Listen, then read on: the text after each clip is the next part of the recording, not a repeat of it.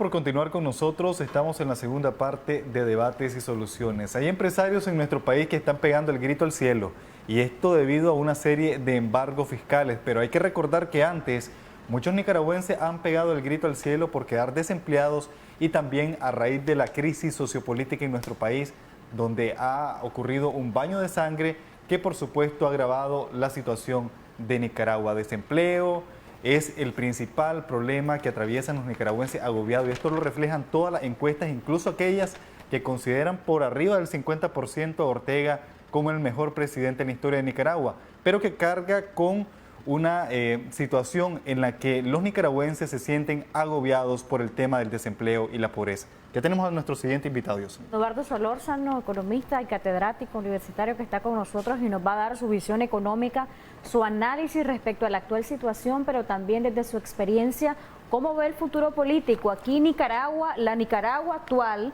no puede esperar a que haya una solución política para llevar el plato de comida a su familia, no puede esperar a que haya una solución política para poder tener capacidad de pagar las deudas, porque los bancos y las microfinancieras tampoco le esperan. Y esa es la asfixia que muchos nicaragüenses sienten y son los verdaderos problemas que les están aquejando. Bienvenido. Muchas gracias, Willy. Gracias. Muchas gracias. Jocelyn, escuchando a mi amigo y colega Cirilo, en realidad lo que pasa en Nicaragua es que los candidatos, cuando llegan a promover su propuesta, yo recuerdo que decían, el actual presidente decía, denme una oportunidad. Bueno, se la dimos 10 años en los 80. De gobernar en paz, decía. De gobernar en paz. Dijo de que no había podido hacer lo que debía haber hecho correctamente porque la guerra y las intervenciones que realmente fueron buscadas, ¿verdad? Esa no fue promovida nada más por afuera. Cuando las cosas se hacen de manera incorrecta y se engaña, entonces vienen las sanciones, y en los 80 ya las vivimos. Mucha gente, ¿verdad? Yo no me incluyo en eso, mucha gente confió, creyó en una promesa, una vez más, mentirosa. ¿Y por qué digo esto? Porque los resultados son los contrarios. 3 periodos en los cuales Nicaragua ha venido mostrando una seguridad ciudadana que no era realidad, porque en el campo, en lo rural, no estaba pasando. Mostrando un crecimiento económico de 5% en promedio del Producto Interno Bruto, y lo que hacía ver era que estábamos en la gloria y en la dinámica. E inclusive un sector empresarial se vanagloriaba de ser constructores de esa economía que se hizo espuma, se diluyó en 3-4 meses de abril en adelante.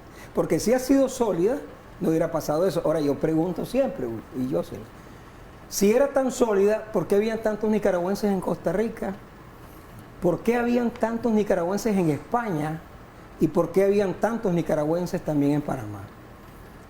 Cuando un país realmente ofrece oportunidades de vida digna, con calidad de vida, la gente no tiene por qué emigrar. Si emigra es porque tiene un excelente trabajo que le ofrecen. Pero aquí la emigración, como decía Cirilo, ha sido tradicionalmente por necesidades. Hemos tenido 3 olas grandes de emigración. Durante los Somoza, durante los 80 con el Frente Sandinista, y después con esta repetición del modelo que prometieron no hacer lo mismo y terminaron siendo lo mismo. Lamentablemente el nicaragüense que emigra va en condiciones de mucha desventaja, con estatus ilegal, tramitando posibilidades de encontrar un trabajo, inclusive con xenofobia, con rechazo a veces, porque bueno, las sociedades están preocupadas en Europa por la cantidad de migrantes de África, y en el caso de Estados Unidos por la cantidad de migrantes de Centroamérica, y en el caso de Costa Rica por la cantidad de migrantes de Nicaragua, que en algún momento hacen un desbalance en la economía de ellos también. En el caso de la situación actual de nuestro país, ¿qué oportunidades encuentra un nicaragüense que, como bien decía hace unos minutos, está sin trabajo, está endeudado y no quiere esperar a que hayan elecciones en el 2021 y que se define el futuro político de Nicaragua para poder, y no puede esperar para poder llevar ese plato de comida a su casa? Ese es el menú diario del ciudadano común y corriente. Es qué come, qué hace, cómo busca la comida. ¿Cómo ha incrementado el sector informal en nuestro país? Exactamente, y vemos por eso, y salen unos anuncios ahí diciendo el emprendedurismo innovador, ¿no? Es la necesidad de sobrevivencia. Ojalá hubiese un programa de acompañamiento al emprendedurismo con políticas de motivación, con capital golondrina, se llama, cuando le das a una pequeña empresa un recurso para que lo ponga a trabajar y después lo vaya pagando. No existe eso. La gente pone su vende asados de pollo, asados de esto, que se ha multiplicado.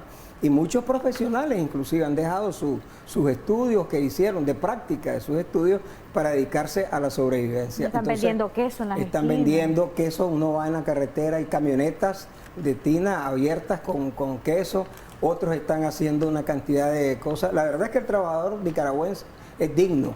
O sea, lo que indigna es que no hayan políticas públicas que realmente acompañen a esta crisis, como ha sido en otros países. Esas actividades son para sobrevivir, pero para sacar adelante el país no van a ser suficientes. No, absolutamente. El país solo va a salir...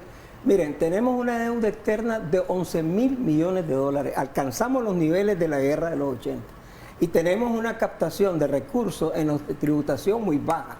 Y tenemos una banca que, como decía Cirilo, aprieta, cobra y estrangula al cliente que no paga, pero están pagando ya sus costos muy altos, tienen una cartera altísima de cuentas incobrables y tienen una situación de sobreliquidez de dinero que tienen ellos. Acuérdense que el negocio de los bancos, por hablar de uno de los sectores que se beneficiaba antes, y era objeto inclusive de reconocimiento en Centroamérica, una banca con liquidez, una banca con poco riesgo, clasificado así, y de pronto también todo cambió. ¿Y por qué cambió?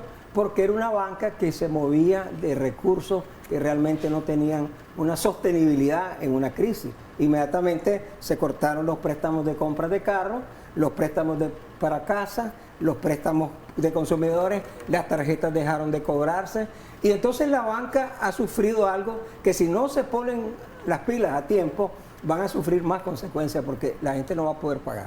Ya hay unas condiciones de morosidad alta. Entonces, este es un problema en general. Lo que pasa es que a veces no se observa que hay muchas sucursales bancarias que ya cerraron. Si uno va observando, ya no está esta, ya no está aquella, y en cada una de ellas hay por lo menos entre 20 y 30 personas que quedan sin trabajo.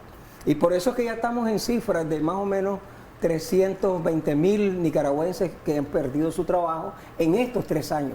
Ahora, el retorno de los nicaragüenses también viene a ser una presión, ¿verdad? Han venido más de 50.000 nicaragüenses. Y ahí vemos otro fenómeno. Menos remesas de ellos y consumo que vienen a hacer, porque esa gente tiene que comer. ¿Y a dónde va a emplearse? Entonces, este es un problema que ya este gobierno, por más que quiera taparlo, no lo puede manejar, porque ha tenido chance de poder hacer un arreglo en abril de 2018, en el diálogo primero, en el segundo diálogo. Entonces, esa es la duda en las encuestas. Va a cumplirse, van a hacer reformas electorales, se va a poder ganar el que mejor tenga la mayoría de votos, va a haber transparencia. Y todas esas incertidumbres hacen que en Nicaragua no venga un inversionista. O sea, aquí realmente el que venga tiene que ser amarrado con algún negocio de los que están en la argolla de los anillos del poder, pero realmente no hay motivación para que haya un crecimiento de la economía, o por lo menos frenar el precipicio a que nos llevan, ¿verdad? Estamos ya en menos 6% este año, puede ser hasta el menos 13%. ¿Eso qué significa? Que el pastel de la economía cada vez es más pequeño y se la comen solo aquellos que tienen más capacidad de influencia.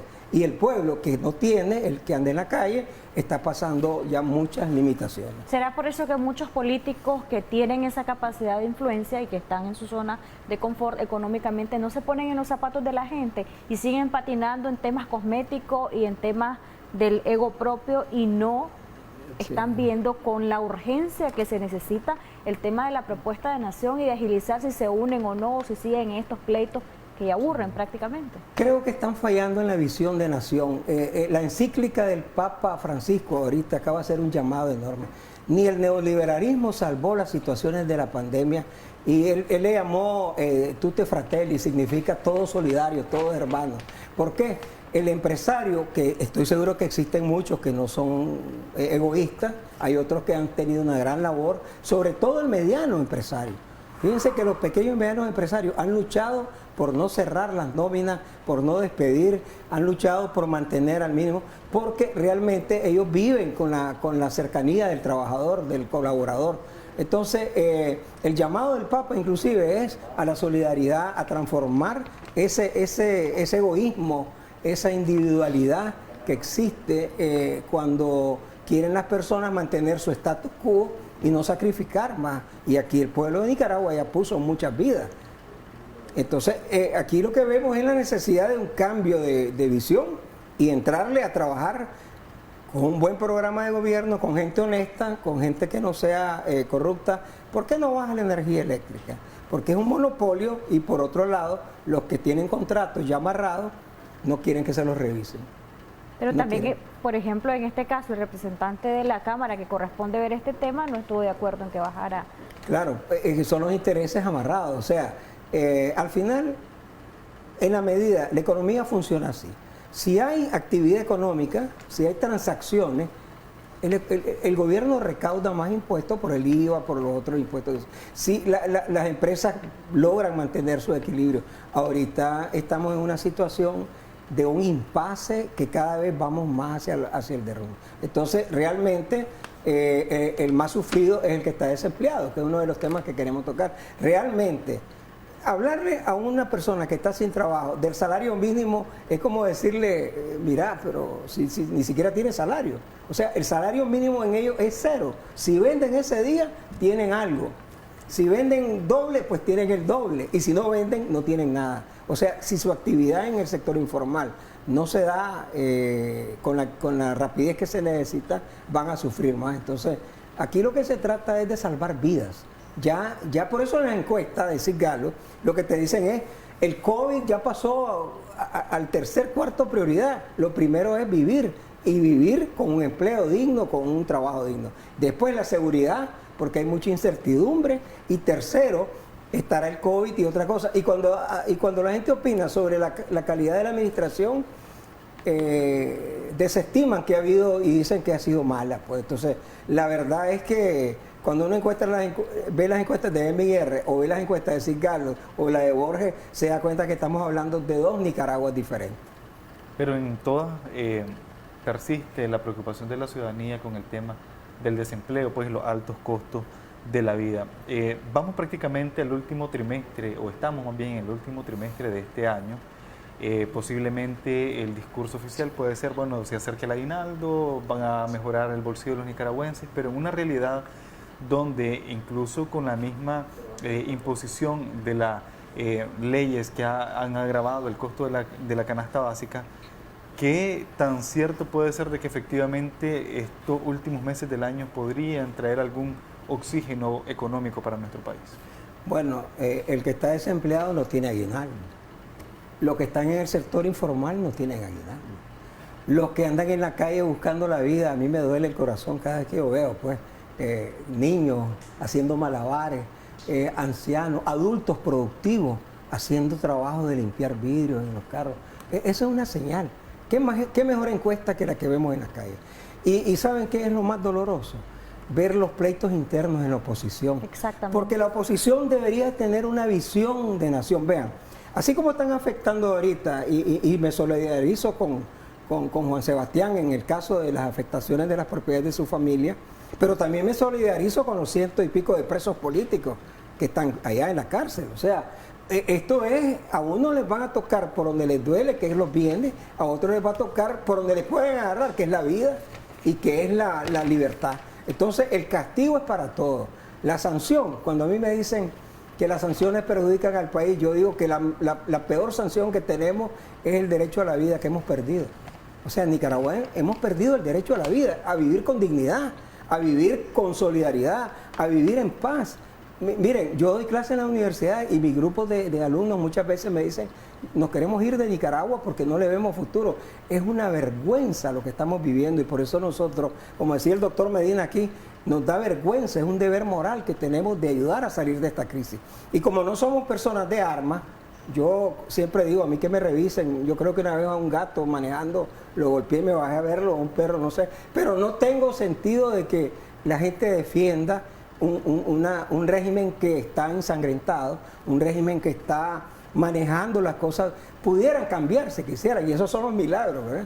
Pudiera cambiarse el panorama de Nicaragua, yo aspiro a que se cambie, pero también, si no lo quieren cambiar, van a tener cantidad de personas protestando desde su casa, fuera de su casa, en las redes y en los medios que sea posible. Esa unidad a la que usted apela de parte de la oposición, ¿en realidad puede traer beneficios para la ciudadanía, teniendo en cuenta que colegas como usted han manifestado de que esta crisis que atraviesa Nicaragua no es en sí en materia económica, sino por derivada de pleitos políticos?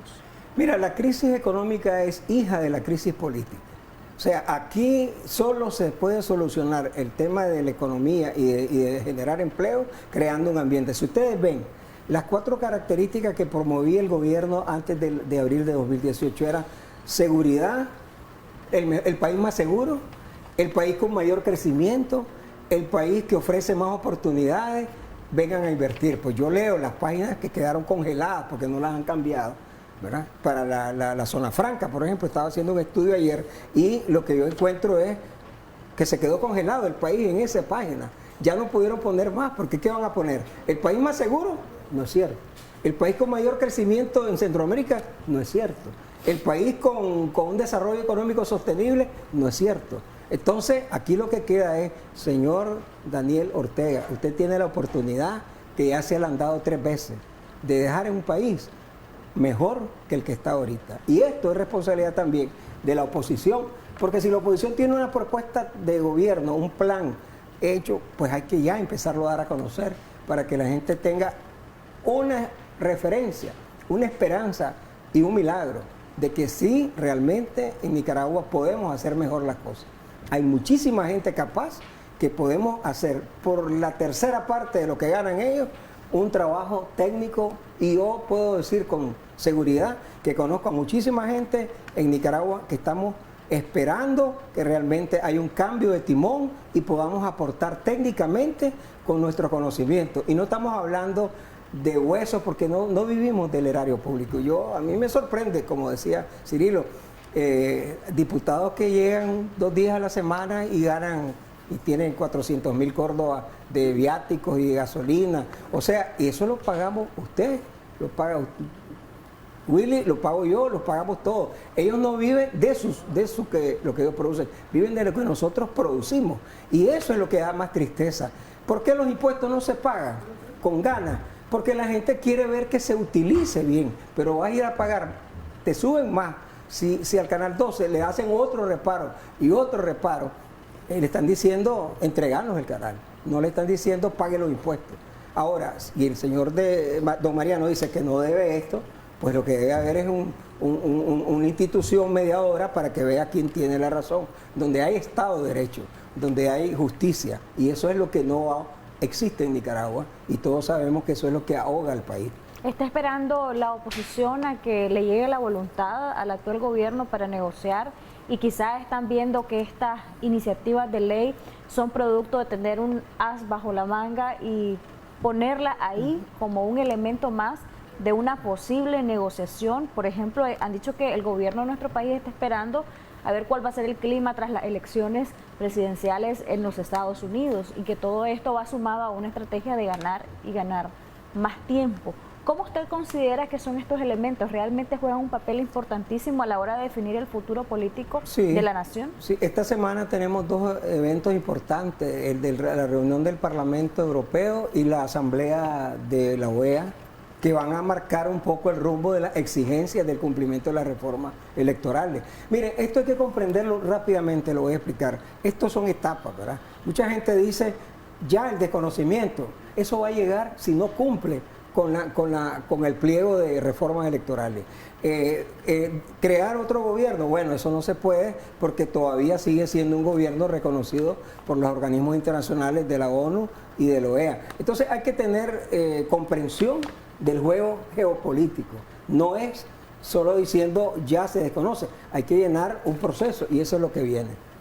Ok, muchísimas gracias, don Eduardo Solórzano, por habernos acompañado esta mañana y hablar de diferentes temas. ¿Alguna conclusión adicional a toda esta situación de la cual hemos conversado esta mañana y que muchos nicaragüenses me han escrito, se han sentido súper identificados? Muchas gracias. Estamos con ustedes, estamos con el pueblo. Habemos mucha gente trabajando que no tenemos que andar figurando en términos electorales, pero sí sabemos que viene una elección. Ojalá se pueda dar en los términos aceptables para que podamos salir por esa vía cívica. Y yo llamo a que escuchemos la encíclica del Papa Francisco. Solidaridad, tutti fratelli, significa todo fraterno. Y ahí es que podemos salir adelante. No hay otra manera mientras no haya un cambio en el timón del gobierno y que haya una nueva posibilidad de un nuevo gobierno. Muchas gracias. Muchas gracias. Gracias por habernos acompañado y recuerde que esta y otras entrevistas de Debates y Soluciones puede seguirla por nuestras redes sociales. Estamos como Canal 10 Nicaragua. Les presentamos a continuación nuestros invitados el día de ayer y la interacción de nuestros usuarios que nos siguen a través de las redes. Félix Maradiaga, politólogo, e Ivania Álvarez de la Unidad Nacional Azul y Blanco nos acompañaron el día de ayer. Un total de 110.664 personas alcanzadas, 8.951 interacciones.